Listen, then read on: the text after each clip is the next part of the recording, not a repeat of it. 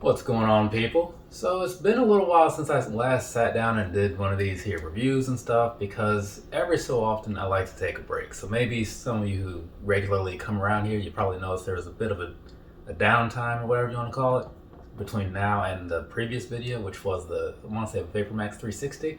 But yeah, I just every so often just don't feel like doing this, so I just don't for a little while. It is what it is, right?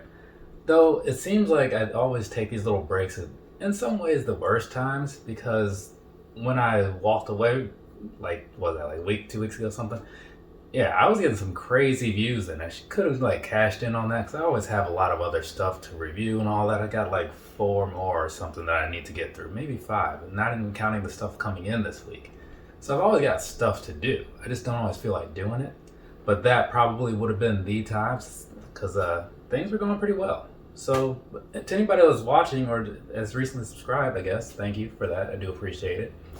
And also, while I'm talking about things, if you have to be a fan of All Time Low, go ahead and leave some sort of comment down in the comments section. Let me know what your favorite song is or something. But either way, for now, we're going to talk about these, which according to the side of the box is an Air Vapormax 2020 Flyknit in black and white and black. So there you go. There's that. Some people, again, they call this whole Oreo thing, and I get it, black, white, black. It is like an Oreo in that sense. I think Oreos are terrible, so I kind of skip over that personally, but it is what it is, call it what you want. So, let's go ahead and get these things pulled out. Now, obviously, they're all out of the box already because I did do an unboxing at some point on Instagram, possibly. I don't know. But either way, here we are, looking at these things again. I say again because, again, the Instagram thing. But yeah, things are looking good. I probably checked them out over and over last time I did this, but just got to make sure, so I don't have to send them back.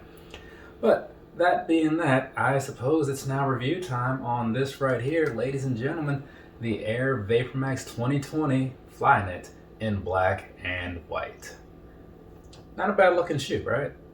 It's a bad looking price though, but we'll get to that later. So, here's the thing, right? We're going to start this review with the bottom because that's what makes sense to me. So down across the bottom, what you're looking at, if you're familiar with Vapormaxes, you know what to expect. Though with a slight twist this time because there's a different design going on down there. And it does have a little bit of that moon particle type, whatever they call it, crater? I forget what they call it, but down there on the padded areas, that's kind of what you're going to be seeing down there. So it's a nice touch, I suppose. Kind of gives it a little extra durability and all that good stuff. Maybe it's good for traction too. Not quite sure, but I feel good about it being there. It makes me feel a little safer. Anyways, moving on up here to this here midsole, right? So that pretty much the same as your past Vapormaxes for the most part, but it has a slightly different visual because this time around they are a little bit thinner. The bubbles, they're a little bit thinner, a little bit shorter, right? And they're a little more connected than they were in the past as well. I'm not going to give the whole breakdown as far as these versus the 19s or whatever was before this. But if you want to know about those, go watch like the last 2 or 3 minutes of my previous review on that blue pair, and you'll get all the information you need right out of that. So, moving on up here to the upper and all that good stuff.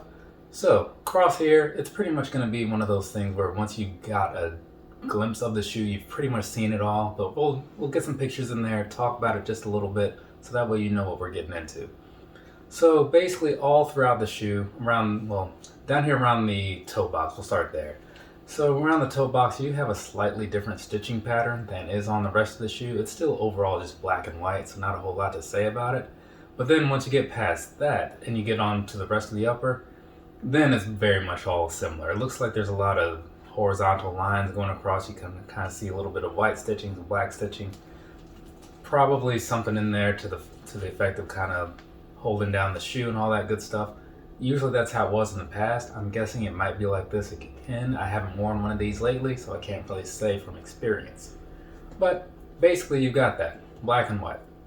And of course, once you get deeper into there, because it's that whole recycled yarn or whatever thing, you do have some other little colors that kind of pop up here and there. There's a little bit of blue over here, some red and some yellow once in a while. So you're going to see just a little bit of that, but from a distance, it doesn't really show up if you're curious. So, moving on further to the back area here, around where like the heel area is. So I do like the way they do these heel cups and stuff because it's got just like a nice marble-ish finish or whatever that is. I don't know, but I like the way it looks, right? So you got that going on. It says Vapormax down on the bottom, on the back end, and you got a little bit of a Nike swoosh going on the inside, not on the outside. And then of course above that, you do have that lock thing, which is there. So when you're tightening up the shoes, you just pull this, and then all this stuff up here on the front will tighten up, right? It's kind of a weird thing, but yeah, it works for them, I suppose, or at least it did for a year, because it looks like the next year model, well, this year model, won't be doing that. Looks like they're going back to laces. Anyway, so also while finishing up the upper here, around the top, you do have a more of a sock-like style, kind of like you might see on a 380 or maybe the older Ultra Boost Uncaged. So you've got that going on to give you, it gives you a nice look as far as my opinion goes. I don't know what your opinion is, but you can let me know if you want to. And then moving on to the back here, you got this here area, kind of gives you a nice little bit of padding for around where your Achilles is and all that good stuff. So if you're curious about if these are going to be digging into your ankles, probably not. So there's that. And then moving on to the front to kind of finish things up, you do have that weird little lacing lock system thing they have going on. I'm not a huge fan of it, only because it seems a little flimsy, and if something goes wrong with it, that's it. If you tear a normal pair of laces, you get new laces. That's pretty much it. So anyways, as I said before, you just kind of, once you've locked it down on the back end, okay, maybe they're already locked, and then you can just kind of pull that. You'll hear that little click to unlock it, which is why it says release. But it's weird to me. Like I said, I'm not a huge fan, but maybe you guys like it. I don't know. And then at the top of the tongue, you do have some colorful little thing going on as a design. I'm not sure what that's supposed to signify. I also don't care. You can let me know if you want to, but it's not going to change my opinion. So there's that.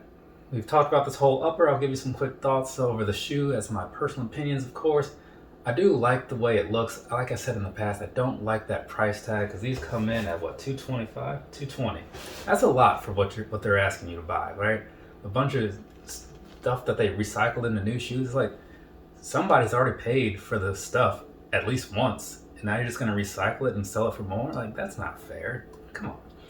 But I found these for a pretty decent price. They were marked down to $180, had a little discount that took off a little bit more.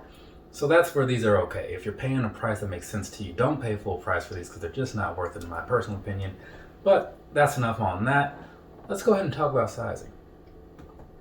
Now these, I would say to go true to size because that's what I did and it worked out for me. So if you're wondering, go true to size. What does that mean? Take any other Air Max, any other Vapormax, any Ultra Boost, buy that size, right? Buy the size that you would generally wear. And they're going to feel pretty good when you put them on. Now, this does feel, if you are familiar with the Vapormaxes of the past, these do feel a lot better. The changes that they've made to the midsole, where the bubbles are and all that stuff, huge improvement, huge improvement. I haven't done any running tests, but just walking around in these, definitely better. The way the upper feels, I got no real complaints or anything like that. So that's going pretty well as far as I'm concerned too. Again, that whole lacing thing, I kind of have some weird feelings about that though. But just walking around in these, one thing that I did like was that they didn't seem to have as much of a break-in period as some of the past Vapormaxes, because those were very stiff for the first like week or two or something like that. And even if you had broken in a pair before and you sat them on the sidelines because maybe you weren't running or whatever, and then you pull them back out, to me, they would feel like they needed to be broken in all over again. But these, I did not get that feeling when I was walking around in them earlier, so that's a good thing in my opinion. But past that, I mean, there's not a whole lot else to really say. It's a Vapormax, you know what you're getting into. It's a good running shoe probably. Again, I haven't run in it, but casual wear, which I think is what most people are going for on these, you're not going to be let down. I think that's enough to kind of sum that whole thing up. If it is, great. If it isn't, that's great too, because the review's over, so it doesn't really matter now, does it? But that being that, I do appreciate you guys showing up, watching these things and whatnot. That's pretty much why I put them out there, so thanks. For now, have a nice rest of your day or rest of your night, whatever it is, wherever you are. I have another review to do and then a live in a little bit here, getting back into the normal swing of things. So, later people.